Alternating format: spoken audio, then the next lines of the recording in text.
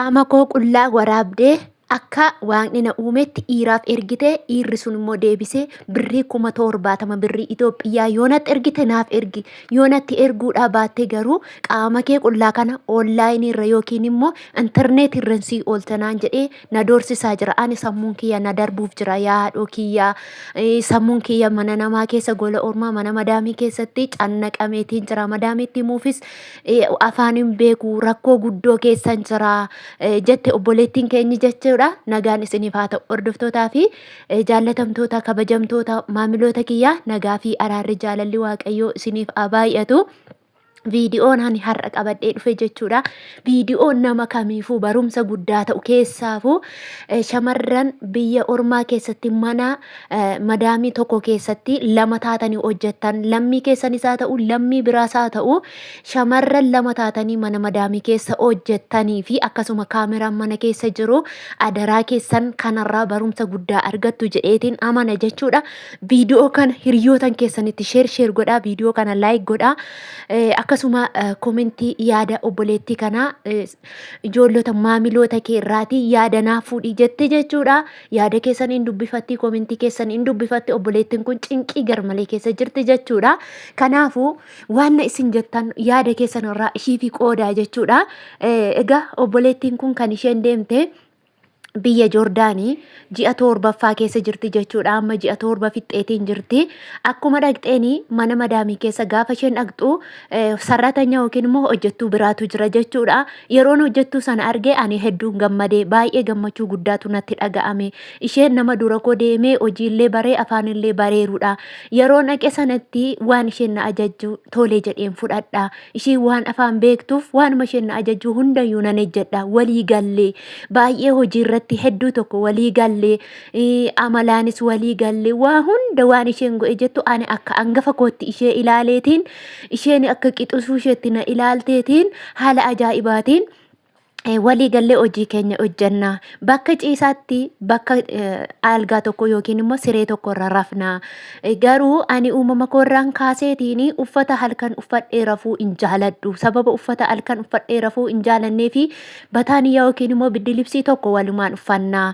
Akkasuma ansoolaa tokko immoo qaama koorraa uffatan guyyaa uffadhee oole yuunifoormii koo lafa kaaheen ansoolaa ofitti aansadheen ansoolaa ofitti xaxadheen isan booda immoo biddilibsii immoo walumaan uffannee rafna.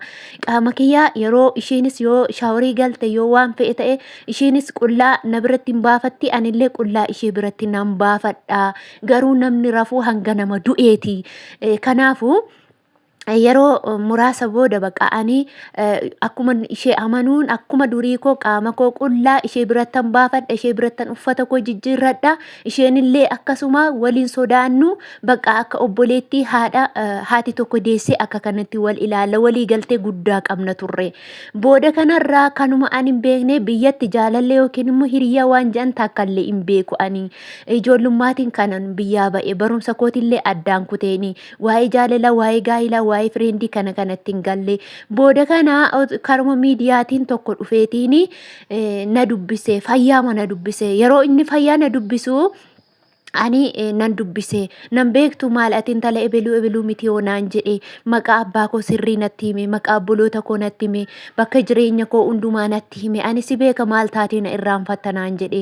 Sanumarraan kaasee ani immoo si irraanfadhee si dagadhee laatillee jedheetiin ani baruu hin dandeenye inni garuu maqaa maatii koo hundatillee natti hime jetteeni. Saniin nafaan haasa'uu jammareechiin jaalala hiriyyummaa na gaafateette isaa booda ani jaalala hiriyyummaa kana hin beekon rakkoo hin qabu hin barta gara fuulduraatti naan jedhe. Isumaan otuma haasawaa jirru torban lamaan waa'ee jaalalaa na gaafatetti maaloo ani na rakkadhe manni kiraa baay'ee na rakkiseetiin jira barumsarran jira na deeggarii boru anaaf ati kanuma waliitii waan fe'e yoo ta'eyyuu naan jedhe jennaan ani nama hin beeknetti akkamitan maallaqa ergaa. Maallaqa kana sitti erguu hin danda'u ani maallaqa koo namaaf hin erguu jedheetiin itti hime. Akkuma akkas jedheen viidiyoo qullaa qulqulluu koo akka waaqni na uumetti viidiyoo naa erge. Viidiyoo daqiiqaa 2. Viidiyoo daqiiqaa 2 waraabame kana online irran si oolchamoo birrii 17,000 naaf ergita amma atattamaan naan jedhee.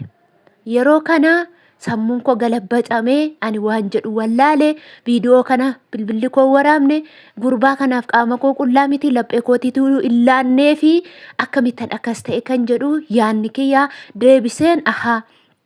Ishuma nafaana jirtutu waraabe bakka hin ciisaa jirutti akka rafaa jirutti qullaa qulqulluu koo jetteen akkasitti waraabamee viidiyoo daqiiqaa 2 isaaf ergameera.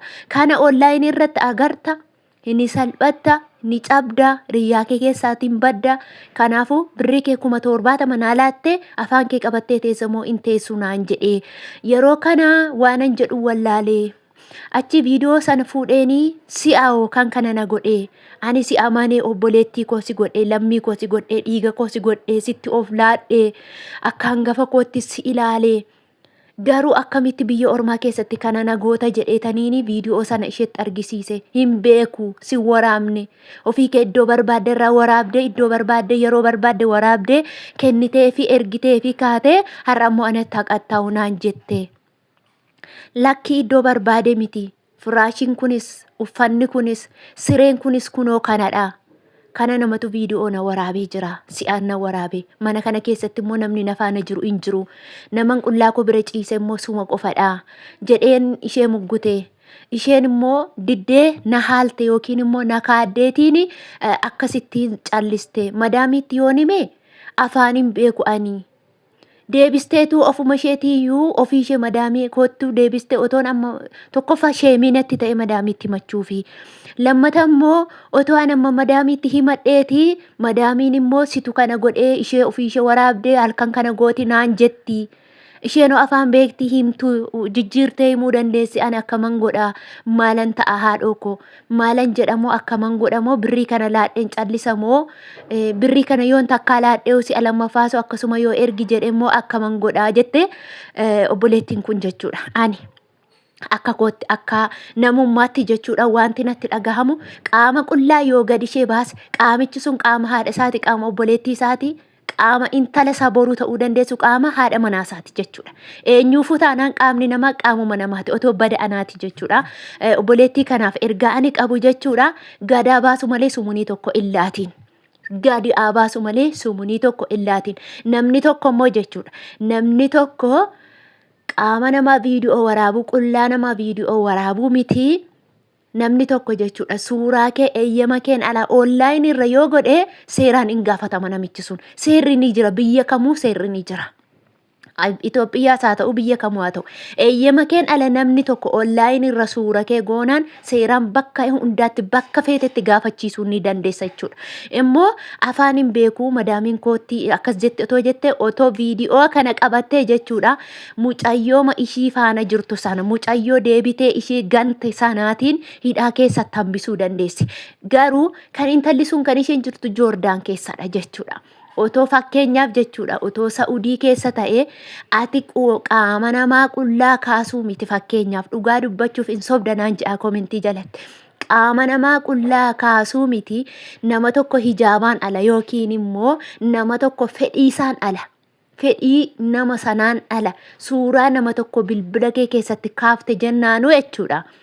Seera biyya sanaatiin adabbii hidhaa fi adabbii maallaqaan jechuudha. Mucaan kun hidhaa keessatti hafti otoo himata beekte himata beektu jechaa himata wallaalee jechaa jirtu obboleettiin kun otoo mana seeraa dhaqxee akka mirgi ishee eegameetti jechuudha afaan ishiitiin nama afaan ishee beeku fidanii gaafachiisuun ni danda'ama jechuudha. Obboleettii kanaatiin an akka kootti mana seeraatti iyyadhu malee birrii keessin ergiini yoo gad baasillee gadaa baasuu hin jedhan yoo gadi baasillee gadaa baasu intala sana hidhaa keessatti hambisuu dandeessa. Namoonni akka kanatti immoo jechuudha mana namaa keessatti biyya ormaa keessatti mana nama amantanii of bakka nama jaallattan waa ta'u naman amaniina bakka namni amma hin amanamu walumaa galatti namni amma hin amanamu nama miidhuun salphaadha baay'ee salphaadha nama tokko nama si miidhe salphisuun nama si salphise salphisuun nama si miidhe miidhuun baay'ee salphaadha. Garuu jechuudha hanga dandeessan of eeggadhaa. Iddoo immoo haala akka kanaan miliqaa akka kanaan yakka akka kanatti sinitti dhufe otoo hin beekamiin sinitti dhufe kanarratti immoo irratti cimtanii dhaabbachuu qabdu. Sinis tooftaa mataa keessanii fayyadamuu qabdu.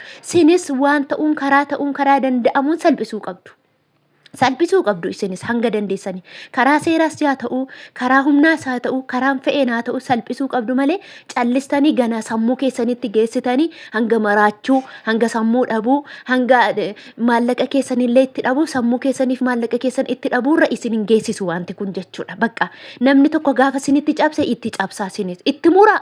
Itti muraa isinis hamma lubbuu keessan ta'us itti muraa jechuudha. Namoota haala kanaatiin isinitti dhufan jechuudha.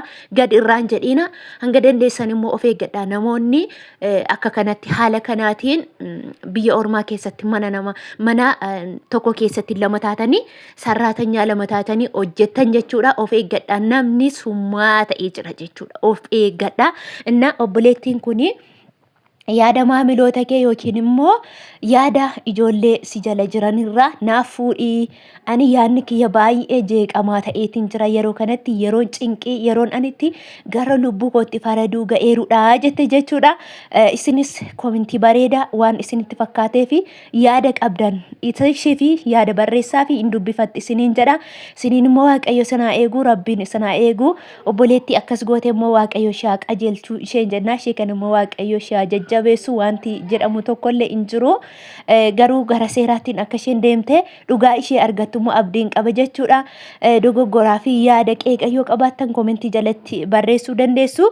Egaa maalumaafiyyuu jechuudha barumsa guddaa isinii ta'a special keessumaa ijoollee reefu gara biyya arabaa deemtan jechuudha. Of eeggannoo akka kanaa go'a. Irra caalaatti namoonni baay'een mana tokko keessa 2-3 ta'anii jiru. Lammii keenyas haa ta'u of eeggadhaa. Itti of hin amaniina, itti of hin gatiina. Bakka of eeggannoodhaan control of godhaati. Hanga fe'e yoo ta'e waaqni namaa eegu otuma ta'eet immoo hamma waaqni nama eegu irrattis immoo isinis of eeguun dirqama keessa waan ta'eefi bakka yaadni nama daguu danda'a, yeroon nama daguu danda'a.